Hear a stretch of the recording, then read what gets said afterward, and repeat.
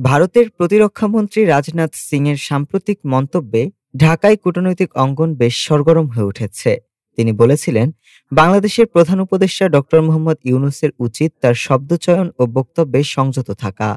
Network 18 গ্রুপের প্রধান সম্পাদক রাহুল যোশীর সঙ্গে একান্ত আলাপকালে রাজনাথ সিং এই মন্তব্য করেন, যা প্রকাশের পরই দুই দেশের সম্পর্কে নতুন আলোচনার জন্ম দেয়। রাজনাথ বলেন, নয়াদিল্লি বাংলাদেশের সঙ্গে কোনো উত্তেজনা চায় না, তবে অধ্যাপক ইউনূসের উচিত তিনি কি বলছেন সে বিষয়ে সতর্ক থাকা। এই বক্তব্য ঢাকায় পৌঁছাতেই শুরু হয় কূটনৈতিক তরঙ্গ।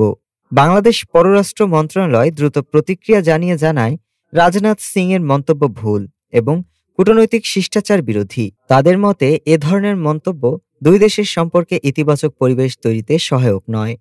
তবে ঢাকা শুধু অসন্তোষী প্রকাশ করেনি, বরং ভারসাম্যপূর্ণ সুরে জবাব দিয়েছে, বাংলাদেশ এখনো ভারতের সঙ্গে পারস্পরিক কল্যাণ ও সহযোগিতার সম্পর্ক বজায় রাখতে চায়। অর্থাৎ জবাবটি এসেছে সংযতভাবে, কিন্তু বার্তাটি ছিল স্পষ্ট। ঢাকা চায় না কেউ তাদের অভ্যন্তরীণ বিষয়ে মন্তব্য করুক। এই ঘটনাকে ঘিরে এখন আলোচনার কেন্দ্রবিন্দুতে একটি প্রশ্ন: ভারত কি বাংলাদেশে কূটনৈতিকভাবে হস্তক্ষেপ করছে, নাকি এটা কেবল ভুল বোঝাবুঝি? বিশ্লেষকদের মতে বাংলাদেশের জবাব দৃঢ় হলেও কূটনৈতিক সৌজন্য বজায় রাখা হয়েছে। এখন নজর দুই রাজধানীতে, ঢাকা ও নয়াদিল্লি, যেখানে ভবিষ্যতের সম্পর্ক কোন দিকে মোড় নেবে তা নির্ধারণ করবে আগামী পদক্ষেপগুলো। ডেস্ক রিপোর্ট, আজ বার্তা।